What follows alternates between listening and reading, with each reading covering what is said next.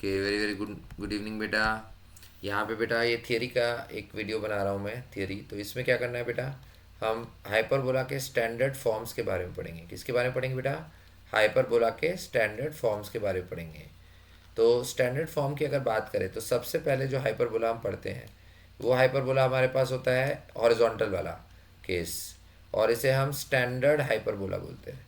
इसे हम क्या बोलते हैं बेटा? स्टैंडर्ड हाइपरबोला, हॉरिजॉन्टल वाला केस। ठीक है। तो सबसे पहले इसका ये एक्स एक्सिस होती है, इधर ये वाई एक्सिस होती है, ये सेंटर हो गया ओरिजिन। तो ये जो लाइन है इसे हम बोलते हैं ट्रांसवर्स एक्सिस। इसे हम क्या बोलते हैं बेटा? Transverse axis. और ये जो लाइन है इसे हम बोलते हैं बेटा कॉन्जुगेट एक्सिस। ओके। जिस लाइन को हाइपरबोला ट्रांसवर्स एक्सिस को जिस पॉइंट पे कट करता है वो हमारे वर्टिसेस होते हैं। तो यहाँ पे ए और ए डैश ये जो पॉइंट्स होंगे ये बेटा वर्टिसेस हो जाएंगे। ए और ए डैश ये जो पॉइंट्स होंगे ये वर्टिसेस हो जाएंगे बेटा। तो स्मॉल ए कॉमा ज़ीरो और ए डैश क्या हो गया? माइनस ए कॉमा ज़ीरो। ओके। इन्हें हम क्या बोलते हैं? वर्टिसेस। ए और ए डैश इन्हें हम क्या बोलते हैं बेटा? वर्टिसेस। सेंटर से इसका डिस्टेंस ए होता है दोनों वर्टेक्स का, एक राइट में एक लेफ्ट में, और दोनों वर्टिसेस का मिड पॉइंट सेंटर होता है। ठीक है। फिर दो फोकस होते हैं, एक फोकस इधर राइट में, एक फोकस इधर लेफ्ट में, एस डैश। जो फोकस के कोऑर्डिनेट्स है स्टैंडर्ड फॉर्म में वो ए ई कॉमा ज़ीरो होते हैं। जो लेफ्ट वाला फोकस है उसके कोऑर्डिनेट्स होते हैं minus A E comma zero. Okay. जो लेफ्ट वाला फोकस है उसके कोऑर्डिनेट्स होते हैं minus A E comma zero. Centre का जो फोकस से डिस्टेंस है वो ए ई हो गया, भले वो राइट में देखो या लेफ्ट में देखो। अगर लेफ्ट में देखो तो भी सेंटर का फोकस से डिस्टेंस यही आएगा, राइट में देखो तो भी सेंटर का फोकस से डिस्टेंस यही आएगा। मतलब दोनों फोकाई का मिड पॉइंट बेटा सेंटर होता है। ओके। अच्छा, जो हाइपरबोला का इक्वेशन है बेटा वो उसकी स्टैंडर्ड इक्वेशन से ही आता है, P S is equal to E P M, जो कोनिक की डेफिनेशन होती है। बस ये है कि यहाँ पे ई जो है वो वन से बड़ा होता है। अच्छा, यहाँ पे डायरेक्ट्रिक्स भी दो होती है बेटा, एक ये वाली डायरेक्ट्रिक्स आई, एक ये वाली डायरेक्ट्रिक्स आई। ठीक है। डायरेक्ट्रिक्स डी वन राइट वाली उसकी इक्वेशन होती है x is equal to A by E, और डी टू जो डायरेक्ट्रिक्स है वो लेफ्ट वाली है, उसकी इक्वेशन होती है x is equal to minus A by E. तो यहाँ पे अगर पी पॉइंट हम पैराबोला सॉरी हाइपरबोला के ऊपर ले रहे हैं तो उसके मुझे कोऑर्डिनेट्स निकालने, राइट। तो कैसे करेंगे? पहले पी को फोकस से ज्वाइन करो, ये पी एस हो जाएगा, और पी एम जो डिस्टेंस है वो उसका डायरेक्ट्रिक्स से डिस्टेंस होगा। तो पी एम क्योंकि हॉरिजॉन्टल डिस्टेंस है तो उसके लिए हम खाली एक्स कोऑर्डिनेट्स को माइनस करते हैं। पी का एक्स कोऑर्डिनेट एक्स है और एम का X coordinate A by E होगा, क्योंकि वो X equal to A by E line पे लाई कर रहा है। समझ में आ रहा है? हॉरिजॉन्टल में बेटा खाली हम एक्स माइनस करते हैं। पी एस, पी एस के लिए हम डिस्टेंस फार्मूला का यूज़ करेंगे। तो फोकस ए ई कॉमा जीरो दिया है, अब इस पर डिस्टेंस फार्मूला लगा दो, एक्स माइनस ए ई का स्क्वायर प्लस वाई स्क्वायर इसका रूट।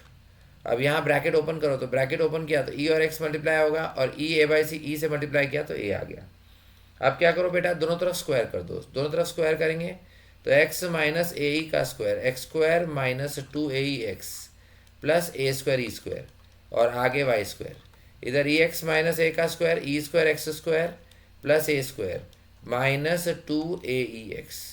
तो minus two A E x के बेटा टर्म्स कैंसिल होते हैं। ठीक है। आई होप आपको समझ में आ रहा है। उसके बाद हम क्या करते हैं, टर्म्स को रीअरेंज करते हैं। तो एक्स स्क्वायर का टर्म इस तरफ ले जाओ, तो अगर एक्स स्क्वायर का टर्म इस तरफ ले गए राइट में तो ब्रैकेट में क्या आएगा? ई स्क्वायर माइनस वन आएगा। वाई स्क्वायर भी राइट में ले गए, और ए स्क्वायर का टर्म लेफ्ट में ले गए, तो अगर ए स्क्वायर का टर्म लेफ्ट में ले गए तो ब्रैकेट में ई स्क्वायर माइनस वन आएगा। ठीक है। अब हमको क्या करना है स्टार, अब हमको क्या करना है, A square into E square minus one से पूरी इक्वेशन को डिवाइड करना है। तो अगर A square into E square minus one से डिवाइड किया, E square minus one cancel, minus Y square के नीचे क्या आएगा? ए स्क्वायर ब्रैकेट में ई स्क्वायर माइनस वन, और राइट साइड में क्या आएगा बेटा? B square. तो ये जो टर्म है जो वाई स्क्वायर का डिनोमिनेटर है ये बी स्क्वायर बन जाता है। यानी हमारे पास हाइपरबोला की इक्वेशन क्या आ गई? X square by A square minus Y square by B square equal to one. इसको हम स्टैंडर्ड फॉर्म बोलते हैं। इसको हम क्या बोलते हैं बेटा? Standard form. समझ गए? तो इसमें ये फॉर्मूला याद रखना कि अगर ए और ई दिया हुआ है और हमें बी निकालना है तो उसके लिए हम ये रिलेशन यूज़ करेंगे। बी स्क्वायर आता है A square into E square minus, और ये स्टैंडर्ड फॉर्म होता है। ओके। आई होप आपको समझ में आ गया होगा, राइट। ठीक है। अब इसमें अलग अलग टर्म्स पढ़ते हैं, यहाँ तो जगह भर गई है, अब इसमें अलग अलग टर्म्स पढ़ते हैं। ठीक है। तो मैंने आपको सेंटर बता दिया है। सबसे पहले ये तो स्टैंडर्ड फॉर्म है, ये हमारे पास ट्रांसवर्स एक्सिस है, ये लाइन एक्स एक्सिस, इस केस में ट्रांसवर्स एक्सिस है जिस पे वर्टिसेस लाई करते हैं और फोकाई भी लाई करते हैं। फोकाई, फोकस एस और एस डैश, ये दो फोकाई होते हैं। ये ट्रांसवर्स एक्सिस हो गई, ये लाइन कॉन्जुगेट एक्सिस हो गई। कॉन्जुगेट एक्सिस और ट्रांसवर्स एक्सिस का इंटरसेक्शन पॉइंट सेंटर होता है, जो कि ओरिजिन होता है स्टैंडर्ड फॉर्म के केस में, जो कि क्या होता है बेटा, ओरिजिन होता है। ठीक है, उसके बाद डबल ऑर्डिनेट। डबल ऑर्डिनेट का मतलब, तो बेटा डबल ऑर्डिनेट का मतलब होता है कोई भी कॉर्ड जो कि ट्रांसवर्स एक्सिस के परपेंडिकुलर है, perpendicular to the transverse axis, any chord which is perpendicular to transverse axis। उसके बाद फोकल कॉर्ड, फोकल कॉर्ड, ये सब टर्म्स है आपको पता होनी चाहिए। कॉर्ड पासिंग थ्रू फोकस, कोई भी कॉर्ड जो हम बनाते हैं हाइपरबोला पे लेकिन जो फोकस से पास करती है, any chord which is passing through focus is called focal chord. ठीक है, ये हो गया। उसके बाद डायरेक्ट्रिक्स मैंने बता ही दिया था। डायरेक्ट्रिक्स ये दो लाइन होती है, एक राइट में एक लेफ्ट में। राइट वाली directrix X equal to A by E होती है, करेक्ट। जो लेफ्ट वाली डायरेक्ट्रिक्स है उसकी इक्वेशन होती है x is equal to minus A by e. Okay, उसके बाद लेटेस्ट रेक्टम, तो लेटेस्ट रेक्टम वो डबल ऑर्डिनेट होती है जो कि फोकस से पास करती है। Double ordinate passing through focus, double ordinate passing through focus. अब आप बोलोगे फोकस तो दो है, हाँ तो सही बात है, फोकस दो है तो बेटा डबल, यहाँ लेटेस्ट रेक्टम भी दो आएंगी। एक लेटेस्ट रेक्टम राइट वाली फोकस से पास करेगी इस तरह से, वो परपेंडिकुलर होगी ट्रांसवर्स एक्सिस के, और एक लेटेस्ट रेक्टम लेफ्ट वाली फोकस से पास करेगी, वो भी परपेंडिकुलर होगी।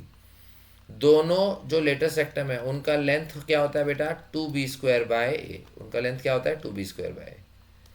तो और इक्वेशन में बताता हूँ, राइट वाली LR1 जो होता है उसकी इक्वेशन होती है x is equal to A ई, और लेफ्ट वाली जो LR है LR2 उसकी इक्वेशन होती है x equal to minus A.